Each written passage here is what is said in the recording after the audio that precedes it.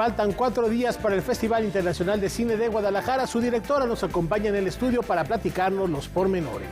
Y hablaremos aquí en vivo con Axcayácatl Campos García Rojas sobre un libro en el que aborda los personajes femeninos en las novelas de caballería a la luz del siglo XXI. Suena interesante, ¿no? Muy interesante, Laura Barrera. Qué gusto saludarte, amigos del auditorio. Hola, Laura Regis, en la traducción de lenguas de seña mexicana, la hora cultural de la televisión. ¿Y arrancamos con qué? Efectivamente, tenemos algo interesante también para arrancar este programa. Pocas veces la historia de un futuro incierto puede tener tanta certeza, Rafa. Vamos a conocer al ganador del premio Alfaguara. Eufrasia es una cuidadora de ancianos que se enfrenta a la decisión de tener que cumplir la última voluntad de las personas a su cargo. Esta historia sobre la dignidad y cuyo título es Cien Cuyes fue la ganadora del premio Alfaguara de novela 2023. En efecto, es una historia sobre el envejecimiento, la vejez solitaria, sobre la muerte digna. Y aunque estos temas puestos en Arial 12 en un PowerPoint, pues a cualquiera lo harían rehuir, pues creo que con ternura y con humor pues son más llevaderos, ¿no? Creo que eso es lo que hizo que el jurado del premio Alfaguara se fijara en esta novela, en el tratamiento tragicómico de ello. Gustavo Rodríguez lo que nos presenta es una historia cargada de humor, pero que nos hace reflexionar sobre la eutanasia y la vejez. Es verdad que en el mundo el cuidado tiene el rostro femenino, pero en nuestras sociedades tienen estas características que acabo de nombrar. Y Eufrasia, pues si bien no tiene el bagaje intelectual que supuestamente es valioso en nuestras sociedades, tiene, a mi entender, un bagaje mucho más importante, que es el de la empatía. Yo creo que la vejez es una excusa en esta novela. Yo creo que Cien Cuyes es una novela sobre la dignidad al vivir y, por lo tanto, de la dignidad que es necesaria al morir. Esta tragicomedia, en la que se hace un homenaje a los adultos mayores, toca de manera indirecta el tema del racismo y el clasismo, prácticas que por estar normalizadas no son correctas. No es normal que ocurran tantas injusticias e inequidades en una sociedad solamente porque por la lotería de la vida te tocó tener un determinado color de piel. Eso no es normal o no debería ser normal. No está en la novela como premisa principal, pero yo creo que sí se intuye. Y sí, son temas que me obsesionan. Y mi reto está en que no sea panfletario, en que no busque generar consignas ni sentencias. Mi reto está en que a través del corazón y el drama y las risas que puedan encontrarse en la novela, pues el lector se lleve preguntas dando vueltas. Noticias 22, Alberto Aranda. El teatro comunitario converge en el centro del país. Echemos un vistazo a la oferta escénica nacional. La compañía Teatro de los Volcanes anunció su gira por el centro del país con 2 montajes. Una de las propuestas con las que recorrerá a partir del mes de junio esta compañía a los estados de Querétaro, Puebla, Ciudad de México y Estado de México se llama Campo Esperanza. Es una obra, sobre todo habla de la cuestión que está sucediendo en todo el país de violencia, pero cómo la violencia en sí va generando otros movimientos muy diferentes de organización comunitaria. Habla de eso, ¿no? Sobre todo de la conciencia de la tierra, de la conciencia del agua, de la conciencia de mantener los recursos naturales, de respetar sobre todo los usos y costumbres de los pueblos originarios. La otra pieza artística aborda de manera cómica las características gastronómicas de nuestra sociedad, a través de la obra Las Tandas del Tamal. Es una historia sobre todo de cómo el tamal es el fast food mexicano, el fast food nacional. Y también es una cuestión de la defensa de la cultura mexicana, de la alimentación. Entonces hablamos del maíz, hablamos de todos los productos del maíz. Teatro de los Volcanes es una de las 57 agrupaciones que fueron elegidos para la programación de México en Escena Grupos Artísticos, una convocatoria que emitió la Secretaría de Cultura. Este grupo tiene esa característica de hacer teatro comunitario, lleva 27 años trabajando en esto. tiene una trayectoria, pues podemos decir, impecable en ese sentido, y ha involucrado a pues muchísimas comunidades en todo el país. Es teatro comunitario su trabajo, y esto pues tiene un impacto social muy importante. Además, esta compañía se presentará en Sonora y participará en el Encuentro Nacional Comunitario de Teatro Joven, que se realizará en la ciudad de Medellín, en Colombia. Las fechas y lugares de las presentaciones se encuentran disponibles en las redes sociales de la compañía. Con imágenes de Daniel Rodríguez y Juan Carlos Valencia, informó Óscar Cortés. 118 países y un solo idioma. Sí, el idioma de la música. Vamos a celebrar a sus creadores. Y están los chelos, ¿sí? Y están los chelos. Niñas, niños y jóvenes de los semilleros creativos de música participarán en la inauguración de la Asamblea General de la Confederación Internacional de Sociedades de Autores y Compositores, que este año se llevará a cabo en México. Bajo la dirección de Arturo Márquez y acompañados de la Orquesta Sinfónica Nacional, interpretarán Alas a Malala, inspirada en la Premio Nobel de la Paz 2014.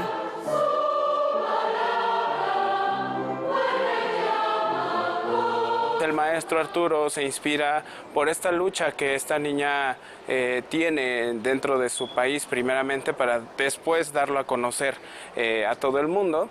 Es la lucha de la educación para las niñas sobre todo, ¿no? Alas a Malala para mí es representar la lucha por la mujer que estamos exigiendo nuestro derecho a educarnos, seguir estudiando y ser libre sin importar de dónde vengo. La CISAC es la primera red de sociedades de autores del mundo. La integran 118 países y representa a más de 5 millones de creadores de todas las áreas geográficas y repertorios artísticos. En el acto inaugural de la asamblea, cantarán 100 niñas y niños que pertenecen a los coros comunitarios Sonemos de Cuernavaca, Morelos, Polifónico Infantil y Juvenil Oralia Domínguez de San Luis Potosí, Sistema Bajío de Guanajuato y Monumental de Guerrero. A ellos se sumarán 20 integrantes del Coro Sinfónico Comunitario de Adultos del Sistema Nacional de Fomento Musical. Esto es parte de una premisa que se llama conectividad de conectividades, que forma parte del modelo de educación musical comunitaria que nosotros manejamos en todos los semilleros. Estoy compartiendo con otros niños, igual que yo, que tenemos este sueño de cantar. Es más afortunado para mí que no solo ya es cantar para mí misma, ahora es cantar para miles de personas.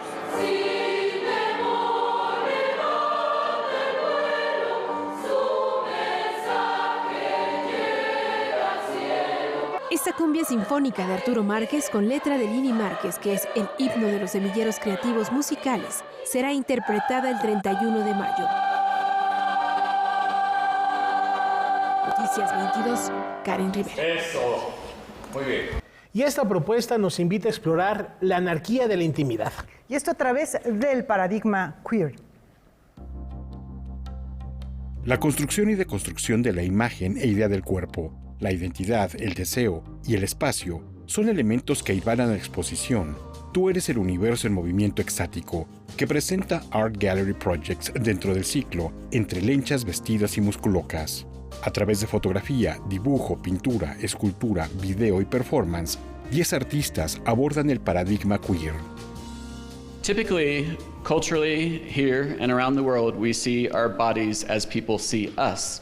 The queer experience is how people respond to us, but it's also about us becoming comfortable with ourselves within a space, within a safe space, within the public space, and within our home spaces. And so there are a lot of challenges that come along with that. And so what these artists are doing is finding ways to express who they are, to tell a story, not in an effort to separate themselves from other people, but in an effort to connect to the rest of the world and show the similarities more than the differences. La exploración del vínculo social en el entorno público o doméstico se enfoca en las ideas de contacto y masculinidad, como en el caso de las piezas de Abel Rodríguez, o de creación de comunidad a través de la saturada paleta de Kate Wilhite. All these expressions are very personal, so what Abel Rodríguez is doing is he's expressing the intimacy between members of a gang and the intimacy of touching and what it means to shave another man's head. Whereas Kate Wilhite is an ex-Mormon living in a Mormon community, Salt Lake City, and developing her own queer community, and all of her paintings are people within that community. And these are all expressions of strength and force, but how they connect to one another, and all through touch and feel and relationships. El video también está presente en la propuesta de Alex Cabrera, quien explora el pasado familiar.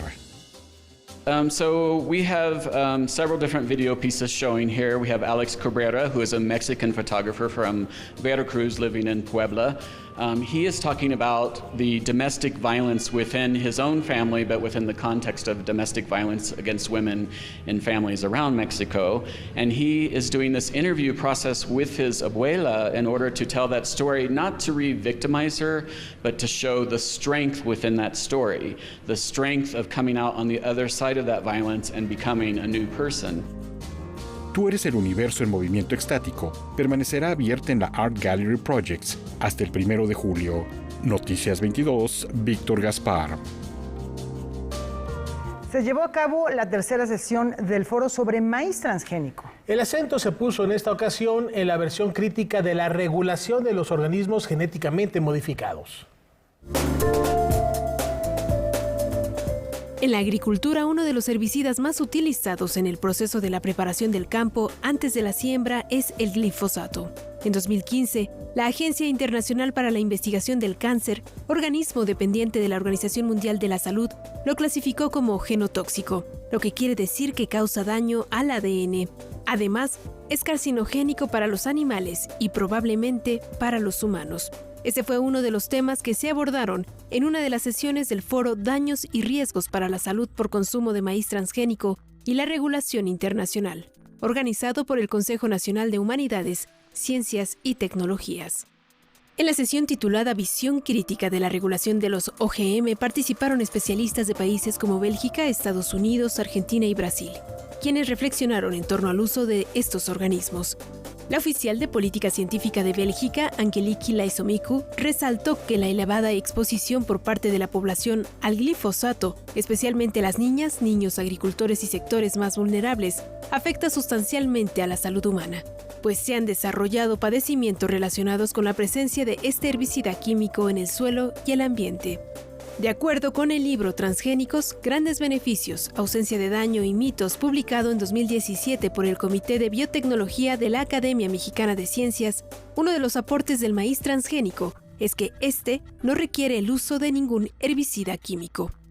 Esta misma publicación asegura que las plantas genéticamente modificadas son similares a las parentales debido a que solo cuentan con 1 o 2 genes diferentes, lo que significa que son composicional y sustancialmente equivalentes. Pero en la tercera sesión del foro sobre maíz transgénico, el abogado Steven Drucker, director de la Alianza para la Biointegridad de Estados Unidos, comentó que existe una gran cantidad de evidencia que muestran los riesgos a la salud asociados al uso y consumo de los organismos genéticamente modificados. Sin embargo, aseguró, las instancias regulatorias en algunas regiones como Canadá o Europa muestran negación a estas investigaciones. Al respecto del tema, son evidentes las opiniones encontradas. Lo cierto es que la discusión continúa y el foro organizado por la Secretaría Ejecutiva de la Comisión Intersecretarial de Bioseguridad de los Organismos Genéticamente Modificados puede consultarse en las plataformas digitales del CONACYT. Noticias 22, Karen Rivera. Tenemos una muy breve pausa. Y mucha más información al volver aquí en Noticias 22.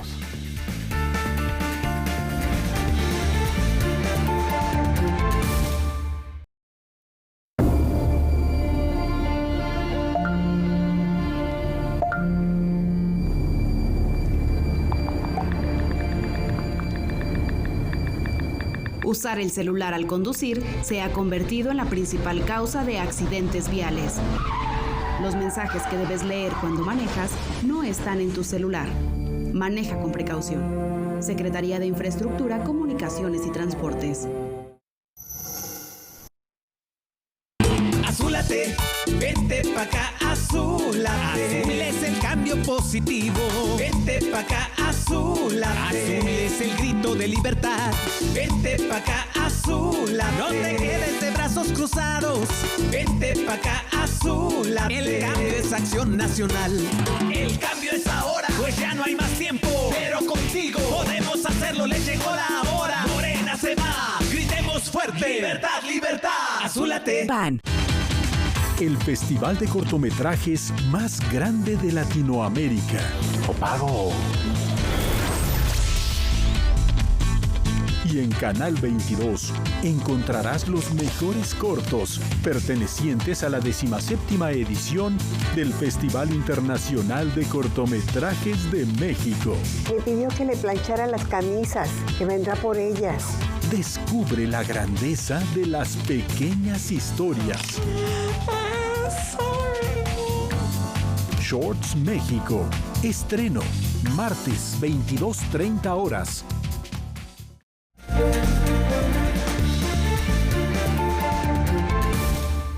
Ernesto Lumbreras apela a su memoria para despertar la nostalgia. La noche de este miércoles en la Casa de Ediciones Era se presentó el libro Ábaco de Granizo. El texto es un ejercicio de memoria que evoca la nostalgia y se convierte en una expedición a la infancia de su autor, el poeta Ernesto Lumbreras.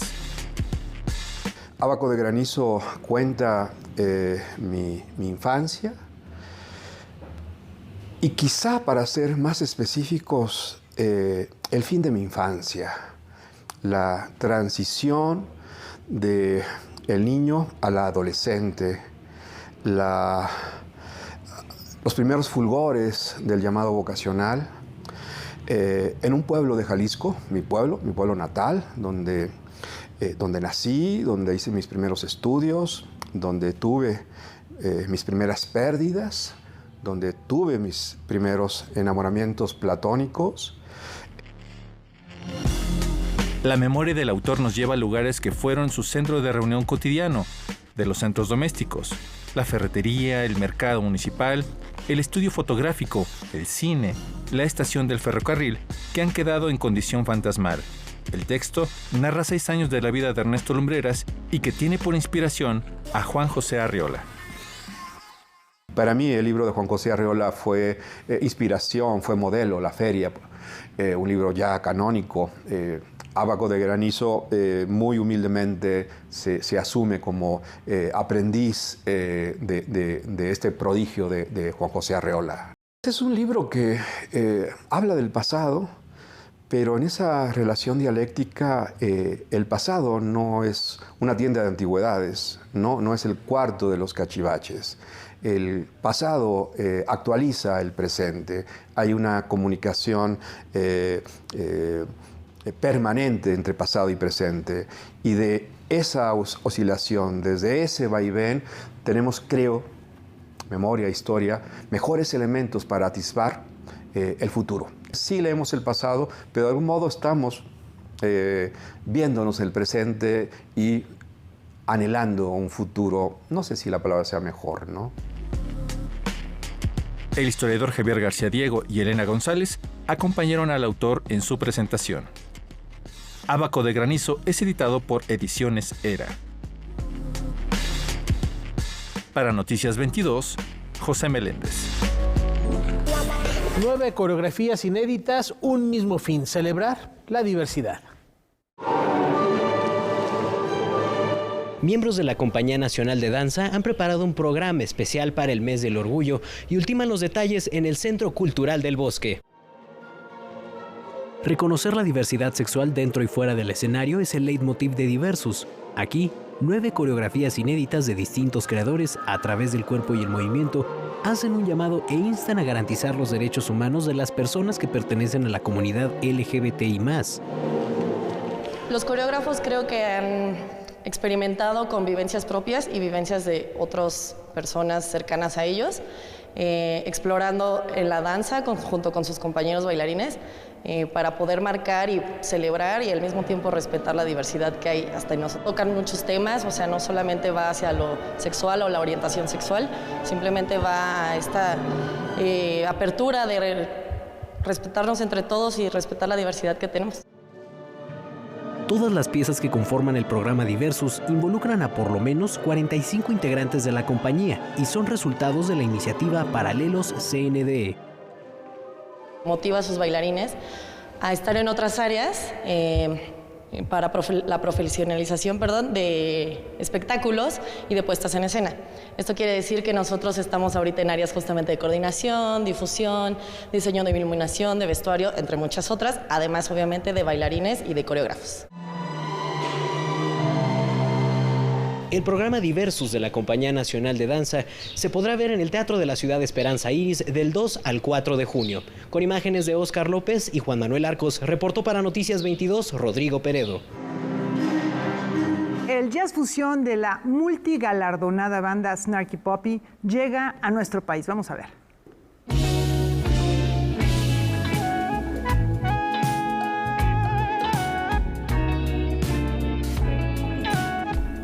Desde el año 2004, Michael Lee conformó la banda Snarky Puppy, un colectivo de 25 músicos en rotación con el propósito de crear música que lograra representar la convergencia de la cultura musical estadounidense. Que claro, es una escena bastante como increíblemente amplia, ¿no? Como tú tienes rock, jazz, funk, soul, R&B, hip hop, gospel, ¿no? 20 géneros distintos.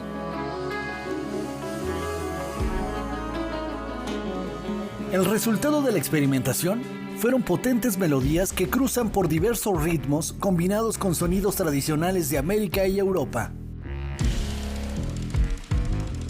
Por no haber cambiado el objetivo y la idea principal, hemos formado nuestro sonido, nuestro propio sonido, y tardó mucho y nos costó mucho, ¿no? Muchos años y mucho trabajo, pero al final nadie toca como nosotros. Esta banda norteamericana regresa a México para presentar su más reciente producción llamada Empire Central, disco con el que obtuvo el premio Grammy 2023 por Mejor Álbum Instrumental Contemporáneo. Pues sí, como llevar esta música al mundo, ¿no? Y sobre todo verla crecer. Son composiciones que logran transformarse cada noche por las improvisaciones. Las canciones están claramente escritas, ¿no? Compuestas. Entonces tenemos anclas, y esas anclas nos dan libertad, ¿no? Porque podemos elegir cómo vamos a llegar al próximo sitio. Y no tiene que ser ni debería ser igual que ayer. El concierto se llevará a cabo el 1 de junio en el Auditorio Blackberry de la Ciudad de México. Para mí es una manera perfecta de terminar de la gira, es el último concierto. Entonces, sí, yo estoy súper emocionado. Noticias 22, Óscar Cortés. A partir de las personas, lugares y sucesos de la diversidad sexual tapatía, Roberto Hernández nos invita a conocer la otra Guadalajara. Y dije, bueno, viene el mes de junio y todo el mundo empieza a hablar de Marsha P. Johnson, de Stonewall Inn, de estos grandes íconos o leyendas de la historia del movimiento LGBT. Y yo decía, pero en mi ciudad, ¿quién ha peleado y quién ha luchado por mí? ¿Quiénes han sido esas personas que en realidad representan o han representado estos cambios en mi ciudad, ¿no? Que se han enfrentado, que se han manifestado, que han ido, que han exigido para que el día de hoy yo pueda ser un homosexual abierto en Guadalajara. Con esta idea es que Roberto Hernández comenzó en el 2018 a escribir crónicas sobre esas personas y lugares de su ciudad. El resultado es la otra Guadalajara. Vamos a conocer eso, vamos a conocer personas que yo creo que han posicionado el nombre de Guadalajara a nivel local, nacional e internacional, lugares que han sido emblemáticos. Por ejemplo, Botaneros era el hermano menor de Mónicas, como otro de Mónicas, que fue un gran antro de Guadalajara, un gran lugar donde pues, nos reunimos durante muchos años, ¿no? Y bueno, de personas también, por ejemplo, cómo se inició el Vogue, pues, esos movimientos sociales. Este libro da cuenta del despertar de un adolescente, sus temores y anhelos, pero también de cómo una sociedad conservadora ha ido cambiando y los personajes que han contribuido para lograrlo. La mayoría de estas personas es una plena convicción de hacer un cambio cultural y de no tener miedo, ¿no? De caminar con la frente en alto, de decir aquí estamos y de pues, impactar desde su trinchera en diferentes temas, ¿no? Y también hace falta más personas que estemos escribiendo sobre esta parte de la historia, de la crónica, de conocernos, de acercarnos y de visibilizar estas historias que suceden en nuestros entornos. Noticias 22, Alberto Aranda. Una invitación esta noche en Debate 22 para hablar de las relaciones diplomáticas entre México y Corea. Gaby Tlaseca recibe al embajador de la República de Corea, Hu Taiwan. No se pierdan esta charla al término de Noticias 22. Y bueno, pues se va a poner interesante, ¿no, Rafa? Yo creo que está atractivo. Además, Corea del Sur, un país fascinante que se ha sabido reconstruir, levantar en menos de 60 años, volverse una potencia. Un crecimiento económico tremendo, cultural también, exportando desde objetos elaborados, sofisticados, hasta música, cultura, arte. Y pusiste ahí, ese es el acento, la cultura. Y de eso también versará esta conversación con Gaby Tlaseca, terminando Noticias 22. Vamos a ver qué tan cerca está Corea de México, no se lo pierdan. Y por lo pronto una pausa. Muy breve.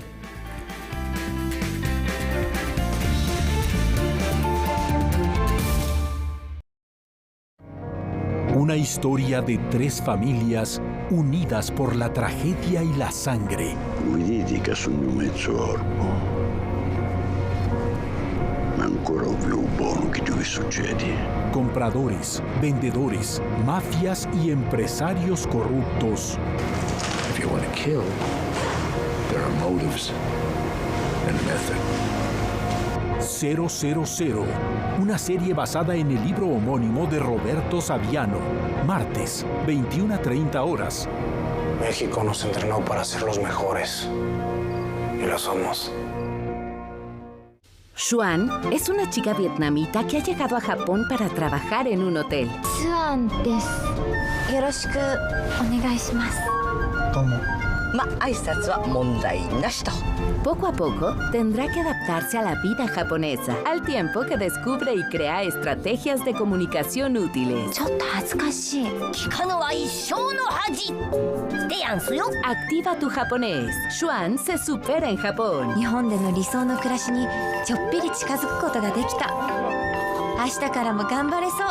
Estreno. Nuevos episodios. Miércoles, 23:30 horas.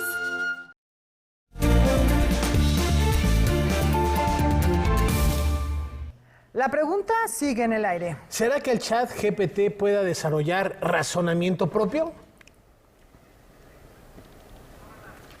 Vamos a descubrirlo.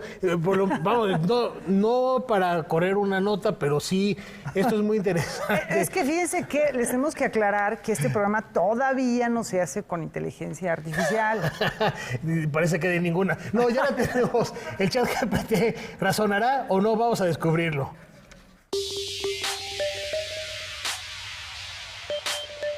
Ante los temores sobre si el chat GPT puede tener un razonamiento propio, platicamos con Adolfo Guzmán Arenas, experto en ciencias de datos. El chat GPT es un producto de inteligencia artificial que genera texto, genera respuestas. Es una herramienta basada en redes neuronales y es generadora, fabrica texto. Entonces sus respuestas son muy razonables. La herramienta tal como está no sabe que no sabe. O sea, no sabe cuándo está diciendo la verdad y cuándo está haciendo cálculos. Entonces, ese es un problema. Pero considera que esto puede cambiar, como cuando se fabrica un nuevo medicamento. Al principio tiene problemas y ya después se va perfeccionando. Tiene una base de datos, o sea, ya aprendió bastantes cosas, lo entrenan y luego le corrigen los errores, pero lo que no sabe lo inventa. O entonces revuelve verdades con mentiras. El también profesor del Centro de Investigación en Computación del Instituto Politécnico Nacional asegura que la tecnología tiene fronteras. Toda inteligencia tiene un límite. Ningún ser, por más inteligente que sea, es omnisapiente, que sepa de todo. Y ninguno es todopoderoso. ¿Ok? Entonces, mientras nuestra mente esté hecha por elementos finitos, o sea, ¿cuántas neuronas hay en el cerebro? Pues un número muy grande, pero es finito, no es infinito. Y mientras estemos manejando un conjunto finito de símbolos, de palabras en español o números, nuestra inteligencia va a estar limitada por eso. Eso lo dice la teoría de la computación. Entonces, toda inteligencia tiene un límite. Para Noticias 22, Ariadna Campos. Y bueno, ya inicia el Festival de Cine de Guadalajara, Rafa. La fiesta, una de las fiestas más importantes del séptimo arte internacional este sábado. Víctor Gaspar tiene una invitada de súper lujo para platicarnos al respecto. Vamos con ellos. Sí es, Rafa, Laura, amigos de Noticias 22, un placer y agradeciendo desde luego el esfuerzo de estar en este estudio a Estrella Araiza, quien está al frente del Festival Internacional de Cine de Guadalajara, que llega a su 38ª edición con un amplio programa y desde luego iniciando con las galas, ¿verdad? Y con un invitado muy especial. Estrella, gracias por estar aquí. Cuéntanos un poco de esa gala, de ese inicio y del programa en general. Claro que sí, muchas gracias por invitarnos. Bueno, el festival arranca el 3 de junio y vamos a empezar con la película de Wes Anderson, Asteroid City, que acaba de tener su estreno en el Festival de Cine de Cannes. Vamos a tener galas de Italia también, porque Italia es el invitado de honor de este año. Y estamos muy contentos porque en la edición 30, esta es la 38, tuvimos también a Italia como invitado de honor. Y mientras que esa delegación fue muy grande, vinieron muchísimos productores, tuvimos más de 50 películas italianas, yo estoy muy orgullosa porque fue muy pensada, fue muy curada con relación a las cosas que podríamos traer y a las cosas que hacían sentido para el público. También tenemos dentro del programa italiano una película, Disco Boy, que habla de una propuesta bastante original visual, según nos ha permitido conocer el tráiler de Giacomo Abruzzese, en torno a un tema bastante vigente que es la migración, también un estreno de Eva Longoria, se estrena como directora. Exacto. Y también tenemos un homenaje a un emblemático editor italiano que trabajó con los grandes, Bertolucci. Ajá. Sí, a Perpigliani, que es el editor de Roberto Perpigliani, es el editor histórico. Él ha trabajado con figuras como Orson Welles. Entonces yo creo que simplemente estar en la presencia de alguien que ha trabajado con tantos grandes es para no perderse, y va a tener una masterclass en la que vamos a poder preguntarle, o bueno, el público le va a poder preguntar acerca de cómo ha sido su experiencia en todos estos años con todas estas figuras, ¿no? La película de Eva Longoria, sí, Eva Longoria ya ha venido al festival y nos da mucho gusto tener su primera película como directora. Va a ser también una de las galas a beneficencia, que las galas es un espacio que tenemos en donde nosotros elegimos a asociaciones civiles por medio de un comité, y todo lo que se recauda de taquilla se va directamente hacia estas asociaciones civiles, ¿no? Está la Cruz Roja, está Techo Jalisco, está una para enfermedades terminales, o sea, tenemos como todo el espectro, hasta uno para jóvenes con discapacidad severa. Entonces a nosotros nos gusta muchísimo el promover que las personas vayan a las galas.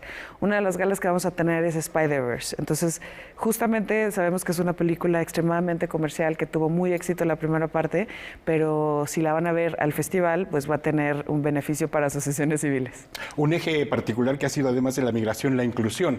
20,000 especies de abejas. Sí. Una propuesta bastante particular, creo que bastante esperada para la audiencia mexicana, y que ha recorrido importantes festivales, al igual que Astro Boy en la Berlinale ambas, y que en este caso, en el de 20,000 especies de abejas, nos habla de la diversidad. De la diversidad, y además nos van a acompañar parte del elenco de la película, ¿no? Entonces, a mí me da mucho gusto porque esa es justamente la gala inaugural del Premio Maguey, que es nuestra sección de cine queer, y a nosotros tiene 12 años que tiene la sección y nos gusta muchísimo promover la inclusión. Además que ahora que estamos en junio, ¿no? Es el mes Pride, entonces estamos muy contentos. Pues justo para eso, sí. Los reconocimientos.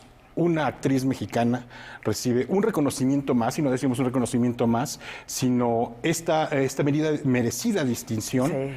¿A quién? A Arcelia Ramírez. Ella va a ser la homenajeada de cine mexicano para este año.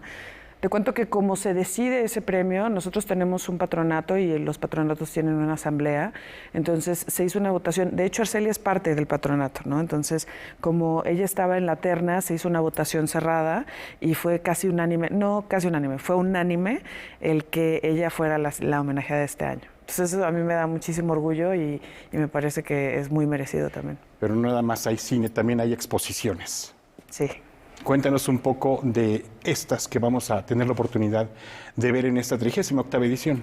Mira, vamos a tener una exposición dedicada a Raúl Padilla, que es el fundador, como bien lo decías, del festival, que se llama Artífice de Sueños. Y es el paso de los años de Raúl en todos los festivales en los que ha estado. Se hizo una selección de fotografías que se van a exponer en el lobby de la Cineteca. Y yo creo que es muy afortunado ver cómo siempre y cada año estaba presente, al frente, presentando con personalidades políticas, ahora personas muy, muy famosas, ¿no? Entonces creo que a mí, cuando estaba viendo la curaduría, me emocionó muchísimo que eso pasara, ¿no? Hay un acervo por ahí que reciben, ¿verdad? Sí. En torno a este. Sí, el acervo de David García de Alba, ¿no? Por medio del embajador Carlos García de Alba, que es uno de sus hijos, y de hecho toda la familia va a estar presente, nos va a dar el acervo cinematográfico de su papá. Entonces nosotros, después de que revisamos el acervo, nos dimos cuenta que había muchas cosas relacionadas con Italia. El papá de Carlos era un gran cineasta, ¿no? O sea, sin saberlo, sin tener formación, fue un gran cineasta y para nosotros era muy importante la visión que él tuvo de espacios italianos. Entonces, la exposición se llama Península y va a ser un espacio en el que vamos a poder ver en los ojos de un mexicano partes de Italia desde 1970, 1963, ¿no? Con un archivo histórico que es muy interesante y que ahora forma parte de la Cineteca FIC de la Universidad de Guadalajara. Pues sin duda importante reconocer esta contribución al arte visual, al cine, pero también a todo este acervo, a toda esta historia y desde luego reconocer a la capital tapatía como capital del cine del 3 al 10 en esta 38ª edición. ¿Un último comentario? Pues nada, yo los invito a todos los que tengan posibilidad de ir a Guadalajara, que vengan. Después vamos a tener espacios en donde podamos replicar masterclasses y cosas que tengamos en nuestros canales de YouTube para todas las personas que no puedan ir físicamente a Guadalajara y yo espero que lo disfruten. Pues ahí tienen ustedes la oportunidad de disfrutar esta 38ª edición del Festival Internacional de Cine de Guadalajara, que llega con este amplio programa que ya nos ha compartido Estrella y a quien agradecemos desde luego el haber hecho este gran esfuerzo de estar esta noche con nosotros aquí en Noticias 22. Rafa, Laura, continuamos. En efecto, Víctor, celebramos la presencia. Gracias por venir, Estrella. No, gracias a Sobra ustedes. desearles éxito porque es un festival ya consagrado en el éxito. Y allá estará Noticias 22 también siguiendo muy de cerca el desarrollo del mismo. Gracias y bienvenida. La visita la regresamos, por supuesto. Efectivamente, vamos a tener una cobertura muy completa. Y bueno, nos vamos a Zona Violeta. El abuso en redes sociales es el tema de hoy.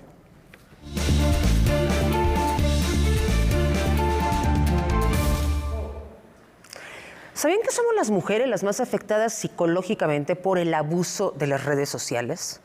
Hace décadas se hablaba mucho del daño que ocasionaban los estándares de belleza promovidos por marcas como Victoria's Secret, donde desfilaban estas mujeres esqueléticas. Miles de niñas y adolescentes presentaron desórdenes alimenticios como anorexia y bulimia en un intento infructuoso por parecerse a esas modelos que consideraban que era la perfección. Actualmente la tendencia del body positive, cuerpo positivo, permite que haya modelos de todas las tallas con cuerpos que son más reales. Pero la enfermedad mental ahora proviene de la vida digital. Son millones de mujeres que quieren parecerse a las imágenes irreales que observan en Instagram. Se buscan estos rostros sin imperfecciones, labios voluptuosos, cuerpos esculturales. El grado de dependencia emocional y psicológica que generan los likes generan dopamina en el cerebro. Esto es una sensación que es muy adictiva. Por eso algunos estudios lo comparan con el uso de drogas. Las redes sociales son un canal más de difusión de este ideal estético que debemos alcanzar con tal de conseguir la felicidad y ser aceptados y deseados por nuestro entorno. El 80% de las mujeres asegura que utiliza filtros o retoques digitales antes de publicar alguna fotografía en sus redes sociales. El 55% de los cirujanos plásticos reconocen un aumento grande en el número de pacientes que acuden a consulta porque quieren parecerse más a su reflejo. Los investigadores explican que los clientes ya no acuden a cirugías para parecerse a sus famosos. Ahora reclaman su propia imagen captada a través de un filtro. El peligro de estos filtros de embellecimiento es que afectan tanto la autoimagen como la autoestima. Al acostumbrarnos a la imagen distorsionada, se puede desarrollar un trastorno disociativo en el que ya no te reconoces a ti mismo en una fotografía que no esté retocada. Posteriormente, un trastorno dismórfico por no poder estar a la altura de tu imagen digital. Existe la probabilidad de sufrir otras consecuencias psicológicas como disminución del estado de ánimo, baja autoestima, reducción en la actividad social, inapetencia para realizar actividades o aislamiento al no querer relacionarte con personas en la vida real. Estos síntomas pueden derivar en trastornos más graves como trastorno obsesivo-compulsivo, la ansiedad, trastornos alimentarios o también la depresión. Es muy importante enfocarnos en que las mujeres son más propensas a desarrollar estas patologías debido a la exigencia social de alcanzar el ideal estético para sus parejas. Bueno, nos vamos aquí, una importante reflexión, sin filtros, a una pausa. A una pausa, regresamos enseguida.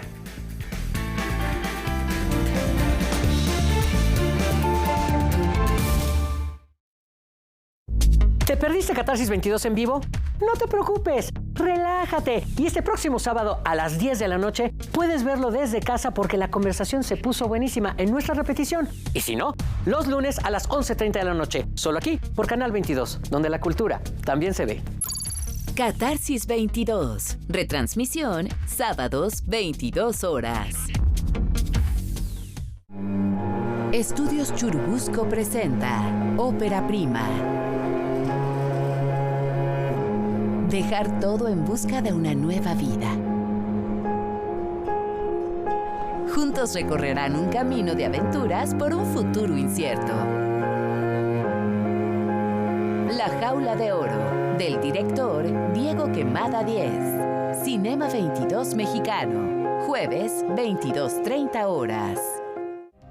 Los invito a que nos acompañen en Debate 22 porque estaremos transmitiendo desde la Embajada de Corea del Sur porque su embajador Hu Tae-wan nos ha invitado a tener una conversación interesante de qué tienen en común ambos países. Recordemos que el año pasado Corea del Sur y México cumplieron 60 años de relaciones diplomáticas y en esto está economía, políticas, negocios, temas sociales, culturales y mucho más.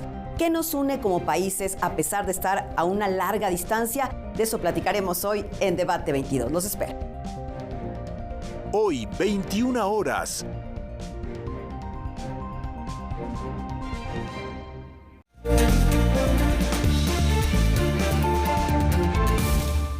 La agrupación de periodistas teatrales reconoce lo mejor de la dramaturgia. Vamos a conocer a los ganadores.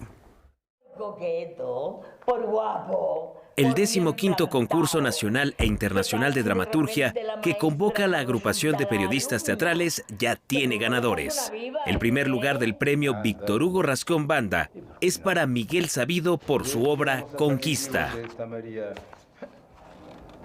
Agradezco profundamente el premio, pero mucho, pues porque forma parte de esta etapa de redondear una vida profesional, redondear un trabajo, y me siento muy afortunado de poder hacerlo. El maestro Sabido, quien es conocido como el padre del entretenimiento educativo, recibe con especial afecto este premio, que lleva el nombre de quien fuera su amigo y cómplice, pues se lo otorgan a la séptima y última obra que completa lo que él llama su mural teatral de la historia de México, un proyecto de largo aliento que inició hace 4 décadas con la obra Falsa Crónica de Juana la Loca. Bueno, llegar a esta edad, haber tenido una carrera tan tumultuosa, porque pues dirigí, produje, investigué, hice de todo, ¿no? Conquista es una obra que gravita alrededor de 3 personajes: la soldado española María de Estrada, la Malinche y Bernal Díaz del Castillo. El reconocimiento trae consigo la posibilidad de llevar a escena la obra en los próximos 6 meses. Aunque todavía no sabe dónde ni cuándo tendrá lugar el estreno de esta pieza, el maestro sabido desea contar con la actriz Lisby Cuellar para dar vida a la Malinche. Como perros y tigres y leones y monos. Es increíble. Por otro lado, el segundo lugar del certamen teatral fue para el dramaturgo Vicente Ferrer, autor del monólogo Solo en el desierto, una obra que repasa los momentos que marcaron la vida del pintor Manuel Rodríguez Lozano. De ser un vulgar ladrón, a mí, imbéciles. Para mí es de mucho orgullo, es de mucha satisfacción, es otro reconocimiento más que se suma a los que ya hemos obtenido hasta el momento de las 3 temporadas que ya hemos hecho de esta obra. Siendo un modesto empleado de la Cancillería. Vicente Ferrer señala que la obra fue escrita durante cerca de 3 años, debido a la poca información disponible sobre el artista plástico, quien fue invisibilizado durante muchos años a causa de sus ideas políticas y preferencia sexual. Me interesaba mucho desde que inicié este proyecto que la figura de Manuel Rodríguez Lozano fuera nuevamente reconocida, que poner nuestro granito de arena para que fuera conocido por más gente y brindarle ese reconocimiento que no recibió en vida. Gracias al reconocimiento de la agrupación de periodistas teatrales, Solo en el desierto podría tener también una 4ª temporada. Antes ya estuvo en la teatrería, en el Círculo Teatral y en el Teatro La Capilla. Para Noticias 22, César H. Meléndez. Desde el palco del siglo XXI echamos un vistazo a la novela de caballería, de manera particular a la presencia de las mujeres sabias y reinas. Vamos a Enfoques con Laura Barrera.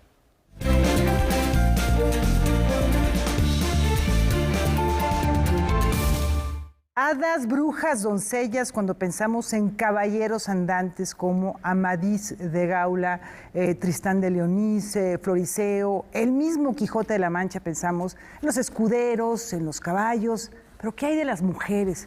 Las mujeres que se apegan a lo mejor a ciertas características del género o quizá que son algo disidentes. Bueno, pues de ello nos habla con esa mirada contemporánea Axcayácatl Campos García Rojas en 7 sabias y una reina, personajes femeninos al margen de los libros de caballerías hispánicos. Vamos a ver las imágenes del libro en un momentito, ahí la tenemos, y que nos hace el honor de estar aquí.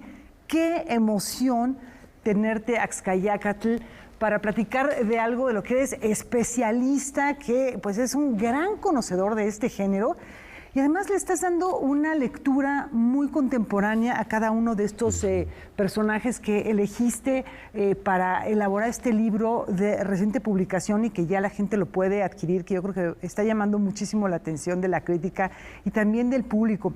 ¿Cuáles son estos personajes que decidiste seleccionar para poder elaborar una reflexión en torno a las mujeres en este género que, bueno, fue tan popular en el siglo pues 14, 15, 16, un poquito menos?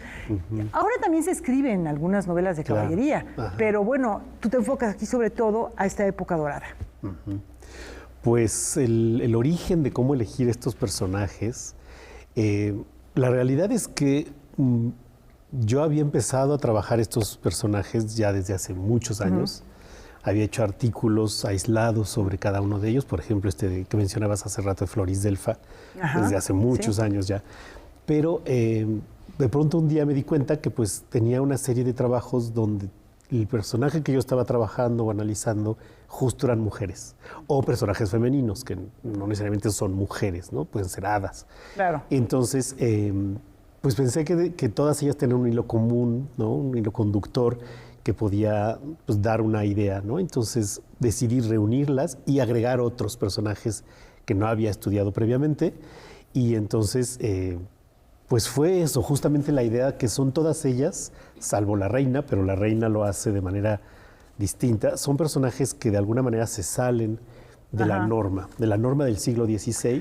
Entonces, más bien personajes que sí no van en cuanto a este patrón de conducta. Por ejemplo, por mencionar a Hada Urganda de Amadís de Gaula en el capítulo 2. Es un hada que como que está un poco incómodo, que no está casada y la acaban casando, ¿no? Sí, en una de las continuaciones tardías. Claro. En las primeras no es un hada y pero hay una cierta todas. Evolución ahí en el personaje. Sí, efectivamente. El género tiene la característica que se van haciendo diferentes partes o continuaciones, así como ahora existen Harry Potter y que hacen diferentes partes de la misma, funcionaba de esa misma manera. Entonces, en una de las versiones o de las continuaciones tardías hay una moralización muy fuerte y justamente se piensa que Urganda no puede seguir sin estar casada y hacer lo que hace, y entonces la casan con un mago al que ella admiraba también y la casan. Entonces, pues de alguna manera ahí empieza su decadencia como personaje literario, con este esplendor que ella tenía como maga o como sabia hada. Ahora, también hay otro personaje que en sí mismo también es un tema, como tú lo manifiestas en tu libro, que es Medea. Sí, que está presente también como un mito en diversas sagas. Esta mujer pues es muy particular, tiene pues una sabiduría, unos poderes muy especiales. Claro, ella... viene de la mitología, por supuesto, ¿no? Y al principio no es un hada, ¿no? Ella sabe, conoce las artes mágicas, y sí es un tema, un personaje que se ha desarrollado a lo largo de la historia de la literatura, y pues es peligrosa realmente, ¿no? Y lo que sucede en estos libros de caballerías es que el personaje clásico de la antigüedad grecolatina se reelaboró y se refuncionalizó con los valores del siglo XVI y del Renacimiento, para bien y para mal, pero sí hay una condena de este personaje, ¿no? Hay una fascinación, porque por un lado se le trabaja como, pues justo esta maga que sabe muchísimo, que es como la fundadora de todo esto, maestra de muchas otras, pero también siempre hay una condena, ¿no? Siempre un peligro, siempre mantenerla al margen, y siempre tienen un castigo. Todas ellas, todos estos personajes... No acaban bien. No acaban mal. Bien, efectivamente. Muertas o castigadas, casadas. No, imagínate nada más, ¿qué más? Todas circunstancias de castigos de ese tipo. ¿Qué es lo que pasa con otro personaje que está en muchas sagas y que viene de lo que se conoce como el ciclo, el mito artúrico, a partir de esa leyenda del rey Arturo, y que es justamente su esposa, Ginebra? Sí, como la reina Ginebra. La reina Ginebra, como la conocemos en español, que le pone el cuerno con Lancelot. Y bueno, pues esto ha dado lugar a muchas interpretaciones, pero también es un personaje que va evolucionando, supongo que también por medio de la moral de la época. Exacto, sí. ¿No? Ya en sí es un personaje complejo, ¿no? Sí, claro. Y que muchas veces rompe con estos patrones, pero esta versión que yo comento en el libro es una versión de ella ya anciana. No sé si vieja, así decadente, pero sí ya mayor, que además sigue teniendo estos amoríos o deseos sexuales por un jovencito que es Tristán. Un chavito que llega. Y entonces todo lo que ella hace para poderlo conquistar, ¿no? Y lo logra. Lo logra y no, como que de pronto pues él también, como él responde a los modelos y a la moralidad de la época, pues dice, no, déjame, ¿no? Pero es interesante cómo ella rompe con este patrón. Ya en sí lo es, pero pues aquí rompe más aún, ¿no? Y esta crítica que se hace a una mujer mayor que quiere seguir estando enamorada y que quiere seguir teniendo un placer sexual. Y hay una condena, una burla en este libro. Y hablando de lo que se hace un ratito de estas mujeres pues hay mujeres que huyen del matrimonio, aunque hay toda esta ideología matrimonial, pero hay mujeres que huyen, y es el caso de Melía, que se va a una cueva y también empieza a bregar en el conocimiento. Y bueno, es considerada como un personaje tanto folclórico, una salvaje. Ella es un personaje que yo quiero mucho, porque me encanta, ¿no? Es un personaje que justamente ella decide que ella no se va a casar, que quiere estudiar, que quiere aprender las ciencias, las lenguas, todo, y se lleva su biblioteca a una cueva. Entonces es una mezcla muy rara, porque es una personaje que se le llena el cuerpo de pelo, pierde la ropa, se vuelve una mujer salvaje, pero al mismo tiempo tiene todos estos elementos de la cueva, en los libros, el conocimiento, que pues no van con el salvajismo. Entonces, y además conoce magia. Entonces es un personaje muy contradictorio, pero fascinante también. y si decide, yo no me caso y yo me dedico a esto, ¿no? Y se va y se encierra ahí. ¿Y por qué es importante analizarlas con estos elementos que tenemos hoy en día, que tenemos una visión distinta del género femenino en el mundo contemporáneo? Pues yo creo que son importantes porque analizarlas y comentarlas en este contexto, porque la manera en que podemos comprender nuestro presente, o una de las maneras que podemos comprender nuestro presente y lo que nos pasa y lo que hacemos o dejamos de hacer, pues muchas veces está en estudiarlo en el pasado, si no tan lejos como en la antigüedad grecolatina, sí en los siglos anteriores, en esta literatura que leyó tanta gente, que fue la fascinación, o que si no la leyeron, la escucharon leer, ¿no? Y que era así como su entretenimiento, pero también que había valores y había una ideología que se transmitía a través de ellos. Entonces, para poder comprender lo que nos pasa hoy, muchas veces tenemos que voltear a ver lo que pasaba entonces. Y ver todos estos modelos en los que se comprendían las relaciones humanas, las relaciones con la religión, la superstición, las relaciones familiares también. Vamos a finalizar, Axcayácatl, con 3 preguntas sorpresa. Por favor, no me dejes de contestar. Lo primero que te venga, por favor. Un personaje de ficción con el que te gustaría tener un encuentro. Pues me gustaría encontrarme con Melía. ¿Con Melía? Sí. Bueno, es un personaje muy atractivo con el que tener una buena plática, yo creo. Si te hubieran dado a elegir en qué país nacer, olvidémonos de México, donde naciste, en la Ciudad de México, ¿qué país hubieras elegido? En Inglaterra. Inglaterra. A ver, por ahí, por las tierras del rey Arturo. Y finalmente, ¿tienes alguna superstición? No sé si es superstición, pero a veces pienso en los signos zodiacales, ¿no? Entonces te llama la atención. Me llama la atención, como que a veces hay coincidencias de las personalidades con lo que dicen que son ellos, ¿no? O que somos, ¿no? Axcayácatl, muchísimas gracias por estar en Noticias 22. ¿Qué te parece, Rafa? Gracias a ustedes. No, fascinante la provocación porque nos acercamos a este libro de 7 sabias y una reina y ojalá despierte la curiosidad de muchos lectores para acercarnos a las novelas que originan y que detonan esta curiosidad también de Axcayácatl. Muchas gracias por acompañarnos. Nos despedimos, tenemos una cita mañana en Noticias 22. Muy buenas noches. Gracias.